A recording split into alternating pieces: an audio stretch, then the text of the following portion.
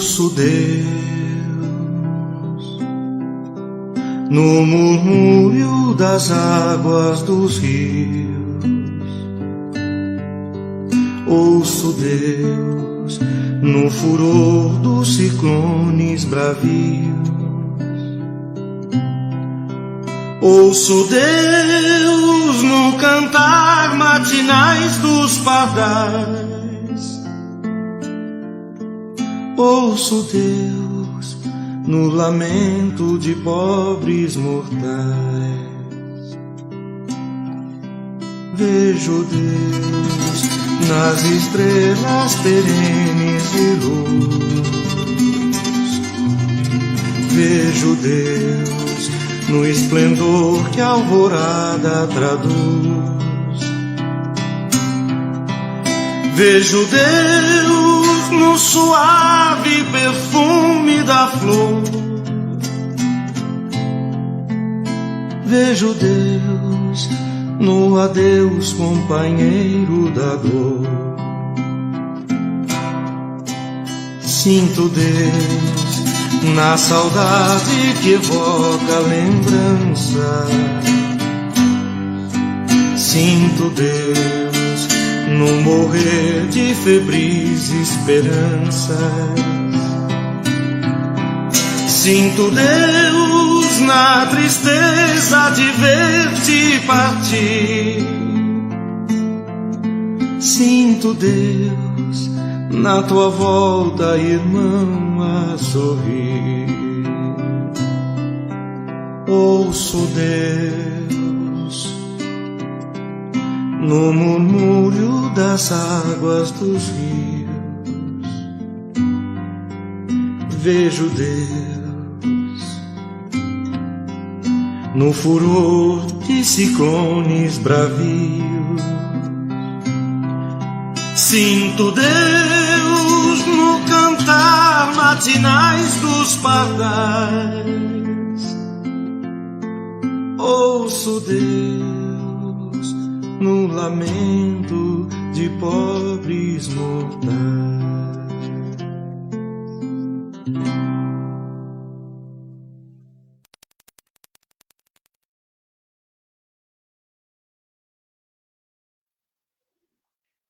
Muito boa noite a todos. Tudo bem com vocês? Que a paz e o amor de Jesus estejam em nossos corações. Mais uma terça-feira aqui de estudos do Evangelho de Jesus. Então, para aqueles que ainda não me conhecem, o meu nome é Paulo, eu sou trabalhador voluntário da Fraternidade Espírita Paulo de Tarso de Mauá. E é uma alegria muito grande poder estar aqui com vocês, dividindo esse momento mágico, esse momento de estudos do Evangelho de Jesus. Então, diante dessa responsabilidade, eu rogo a Deus, rogo a Jesus, que me faça instrumento do seu trabalho, que as minhas palavras possam estar levando a todos o entendimento e o conforto. E que a semente do Evangelho de hoje possa brotar em nossos corações e assim dar bons frutos. Quando nós nos colocamos a ouvir o Evangelho, a trazer o Evangelho para dentro dos nossos lares, nós somos imediatamente assistidos por espíritos benfeitores, que farão na nossa casa uma grande limpeza, retirando dali todas as formas de miasma, de maus pensamentos, de negatividade, deixando assim o nosso lar bastante tranquilo, sereno e iluminado. E quem nos dá essa certeza é o próprio Cristo, onde ele fala no Evangelho de Mateus, lá, né? Onde estiver duas pessoas ou mais falando em meu nome, eu lá estarei. Então, gente, não tenham dúvida, né? Jesus está conosco nesse momento. Então, aqueles que quiserem colocar um copo com água, ou até mesmo uma jarra com água para ser purificada para a família, fiquem à vontade, tá bom? Então, nesse momento, eu convido a todos a fecharem os olhos suavemente,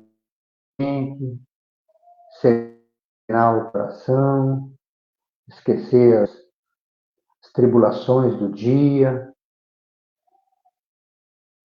sentindo a paz, a energia emanada pelo alto, Vamos sentindo a presença do nosso anjo de guarda, esse amigo tão querido que sempre está conosco, que nunca nos abandona. Vamos agradecendo a espiritualidade bendita, aos médicos do espaço, que já se coloca ao lado de cada um de nós, derramando sobre nós o remédio que tanto necessitamos. Agradecer a presença de Maria, que nos envolve com seu manto fluídico, nos trazendo paz, tranquilidade e serenidade. E agradecer ao Mestre Jesus por esse Evangelho bendito e redentor, esse Evangelho que tanto nos ensina e que tanto nos conforta. Jesus, então, com um olhar meigo, nos estende a mão e nos convida a caminhar em direção ao Pai da vida. E diante dessa luz imensa, nós espiritualmente de joelhos vamos agradecendo, Pai, obrigado. Obrigado, Senhor, pelo nosso despertar no dia de hoje. Obrigado pelas refeições que fizemos. Obrigado, Pai, pela oportunidade bendita do trabalho. E obrigado, Senhor, pela oportunidade da reencarnação. Agradecidos que somos, queremos louvá-lo com a prece que Jesus nos ensinou. Pai nosso que estais no céu, santificado seja o vosso nome. Venha a nós o teu reino e seja feita, Pai, a tua vontade, assim na terra como no céu. O pão nosso de cada dia dai-nos hoje. Perdoa, Pai, as nossas ofensas, na medida que nós perdoamos os nossos ofensores. E não nos deixeis, Senhor, cair em novas tentações, e nos livre de todo o mal. Senhor, é teu o poder, o reino e a glória, para todos sempre. Louvado seja nosso Senhor Jesus Cristo. Graças a Deus, que assim seja. Muito bem. Assim, mais tranquilos, né? Mais serenos. Vamos dar início, então, ao Evangelho desta noite. Bom, no Evangelho de hoje, nós vamos estudar um pouquinho sobre uma passagem de Jesus que está intitulada como A Multiplicação dos Pães e dos Peixes. Nós vamos encontrar essa passagem, gente, grafada nos 4 evangelhos. Tá? No Evangelho de Lucas, no capítulo 9, no Mateus, no capítulo 14, no Evangelho de Marcos, no capítulo 6, e no Evangelho de João, também no capítulo 6, tá bom? Mas nós vamos, assim, utilizar o Evangelho do jovem Lucas, tá? E o evangelista, ele nos diz assim: Jesus convoca os 12 apóstolos e lhes dão o poder sobre os espíritos mal intencionados, bem como de curar a todas as doenças. Essa foi a primeira missão que Jesus confiou aos seus apóstolos. Ele os enviou para que eles pudessem proclamar a boa nova, proclamar o reino de Deus e também curar os enfermos. E quando eles retornam da sua missão, vamos dizer assim, os apóstolos relatam tudo que fizeram a Jesus. Tudo que eles fizeram, eles relatam a Jesus. Então Jesus, após ouvi-los, levou os apóstolos a um lugar recolhido e se dirigiram a uma cidadezinha chamada Betsaida. Mas o povo estava sempre implacável. Todo lugar que Jesus ia, eles iam atrás. E eles marcavam em cima. E ao saberem daquele retiro, os seguiram. Então, narra o Evangelho que Jesus, ao chegar nesse local, ele se depara com uma grande multidão à sua espera. Então Jesus, tomado de compaixão, vê aquela multidão toda e começa então a ensinar, a curar os doentes necessitados. Notem que Jesus não era todos que ele curava, mas sim os que eram necessitados e merecedores de cura, tá certo? E Jesus, como era conhecedor de todas as ciências, ele sabia quem era merecedor e quem era necessitado. Então, foi ali um dia muito longo de trabalho, né? Um dia cansativo, pois ali, gente, encontrava-se milhares de pessoas. E quando chega no final do dia, Os apóstolos, né, se aproximam de Jesus e lhe disseram assim: Senhor, despede o povo para que eles possam ir a uma aldeia mais próxima em busca de alimento, em busca de uma hospedaria. Porque aqui nós estamos num deserto, num lugar muito deserto. Disse então Jesus aos apóstolos: dai-lhe vós o que comer. E os discípulos, né, olharam para Jesus e disseram: devemos nós mesmo ir à aldeia mais próxima e comprar alimento para todo esse povo? Senhor, é um total de aproximadamente 5.000 homens, fora as crianças e as mulheres. E ainda replicaram então os apóstolos, né? Nós não temos mais que 5 pães e 2 peixes. Bom, é importante a gente lembrar, para a gente poder compreender melhor a passagem, que lá no Evangelho de João, o apóstolo André mostra um menino que apresenta 5 pães e 2 peixes, tá? Disse então Jesus aos apóstolos: fazei-os acomodarem em grupos de 50. E assim eles fizeram e todos se acomodaram. E pegando os 5 pães e os 2 peixes, elevou os olhos ao céu, agradeceu e abençoou aquele alimento que ele tinha. Aí ele partiu o pão e entregou aos seus discípulos para que eles distribuíssem para toda a multidão. E todos, gente, comeram e ficaram saciados. E ainda foi recolhido pedaços que sobrou, que deu aproximadamente 12 cestos de sobra. Essa passagem, essa passagem de Jesus, ela é conhecida como a multiplicação dos pães. É assim um chamado milagre de Jesus, que foi narrado pelos quatro, que a palavra multiplicação não aparece em nenhum, mas se fala ali, gente, de divisão. Ali se fala de divisão. Será que nós devemos acreditar que o fato aconteceu materialmente? Que Jesus foi e colocou os pães ali de forma material? É uma reflexão. Nada impede que Jesus tenha feito isso. Nada. Jesus, como o governador do planeta Terra, é um homem muito sábio, conhecedor de todas as leis, conhecedor de todas as ciências, leis estas que ainda estamos longe de conhecer. Tá? Mesmo estando nesse século que nós nos encontramos, estamos muito longe de conhecer essa ciência que Jesus conhece. Se no tempo de Jesus fosse apresentado ao povo a tecnologia que nós temos hoje, ela seria classificada como sobrenatural ou como um miraculoso, um milagre. A multiplicação dos pães é um relato, gente, que é debatido até hoje. E o Espiritismo, ele não aceita a existência de milagres, porque não tem milagre. Tá? Jesus, ele curava através da manipulação dos fluidos. Ele tinha esse poder, ele tinha esse conhecimento. Porque para o Espiritismo, as leis de Deus são perfeitas. E elas não podem ser derrogadas. Então, para realizar aquela multiplicação dos pães, da maneira como se aplica, Jesus teria que infringir a lei divina. E tudo que Jesus faz, gente, é perfeito. Portanto, tudo que ele fez estava dentro das leis de Deus.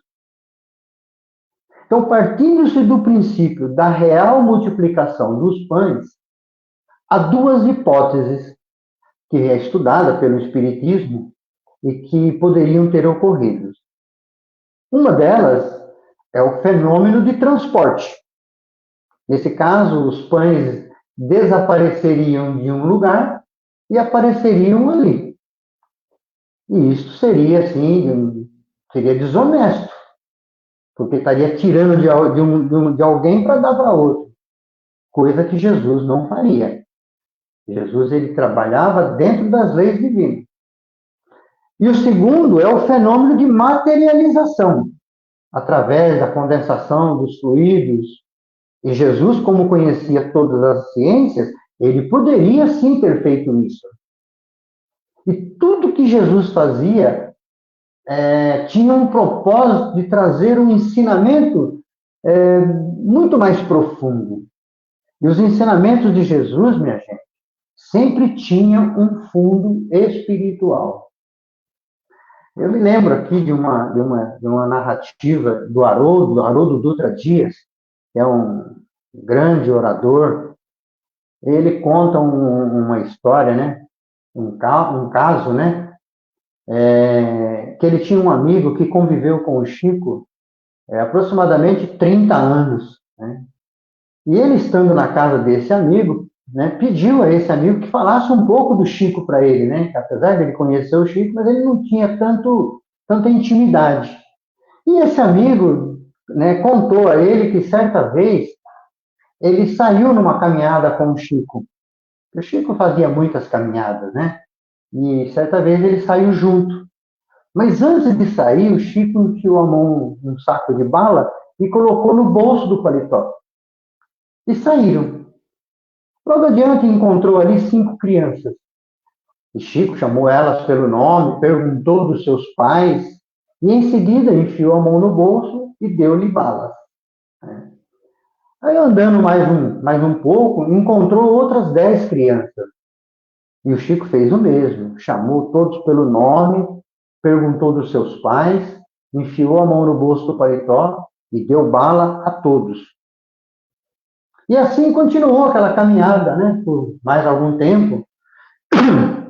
E esse amigo do Chico confessou para o Haroldo, né, que ele queria fazer uma pergunta para o Chico, mas ele não teve coragem de perguntar, que era a seguinte questão: de onde ele tirava tanta bala? Aonde ele arrumava tantas balas? Mas ele se conteve. Então ele pergunta para o Chico: Chico, como é que você consegue lembrar o nome de todas essas crianças? E o Chico fala para ele assim: quem ama, meu amigo, nunca esquece. Como nos fala o Haroldo, quando ele conta esse caso, esse é o Chico. Imagine em Jesus. É certo que Jesus poderia sim, gente, fazer milagres de efeito físico. Sim, claro que ele poderia. Ele tinha essa capacidade. Mas vamos pensar assim, num milagre muito maior, onde Jesus desperta no povo a generosidade, a bondade, o amor, a fraternidade. Poderíamos acreditar que o que aconteceu ali foi que aquele povo, seguindo o exemplo daquele menino que doou seus 5 pães e os 2 peixes, fossem estimulados pela ação decisiva e contagiante também de Jesus, porque Jesus contagiava com as suas palavras. E cada um dos que tinham alimento, né, teriam assim fugido daquele estado de avareza e de egoísmo e teria repartido o pão com o próximo. Assim sendo, todos repartiam o que tinha e todos se fartaram e até sobrou. E pode-se dizer de que esse ato para Deus é muito mais grandioso, gente, do que um efeito físico. E o objetivo de Jesus não era agradar os homens, mas sim agradar a Deus. Esse era o grande objetivo de Jesus. O ensinamento de Jesus, nessa passagem, chama atenção, gente, para o alimento espiritual. Quando ele diz assim aos discípulos: dai-lhe vós o que comer. Jesus mostra ali a grande responsabilidade dos discípulos, que os discípulos terão, né? Que é de levarem ao povo o pão espiritual. Disse assim Jesus: eu sou o pão da vida. E como nos afirma Paulo lá na sua carta aos Gálatas, o alimento do espírito é o amor, é a compaixão, é a afabilidade, é o perdão, a doçura, a fraternidade. Esse é o alimento do Espírito. Então, qual era a missão dos apóstolos? Levar ao povo os ensinamentos do Cristo, para que eles pudessem saciar a sua fome. Porque na matemática de Jesus, é dividindo que se multiplica.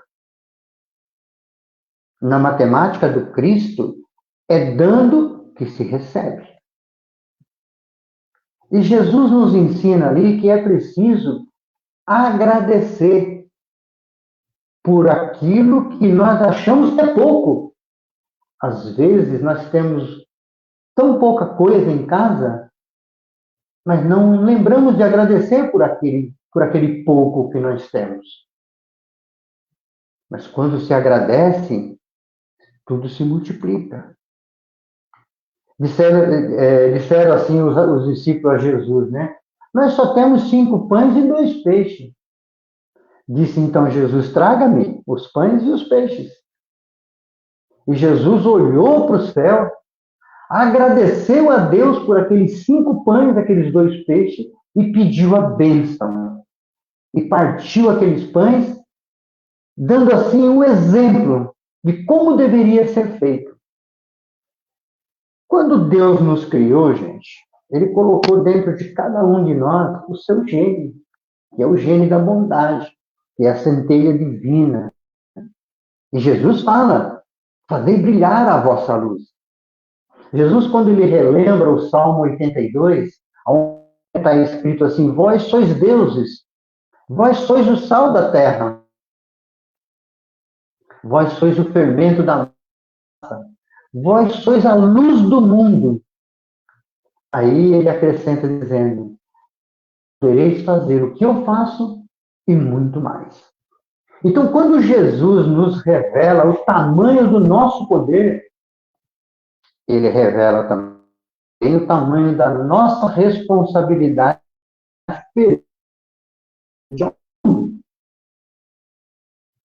Então, meus irmãos, o estado de fortuna depende de nós mesmos. Só depende de nós. Jesus nos ensina nessa passagem da multiplicação dos pães o ato de solidariedade. Essa mensagem, gente, não foi só para aquele povo daquela época, não. É para nós nos dias de hoje. O ato de solidariedade ele nos ensina. Onde quando nós pedimos, nós saciamos. Se nós dividimos o que nós temos com o que não tem, todos serão saciados. Notem que Jesus, ele não perguntou para os apóstolos quantos pães precisamos. Ele pergunta quantos pães nós temos.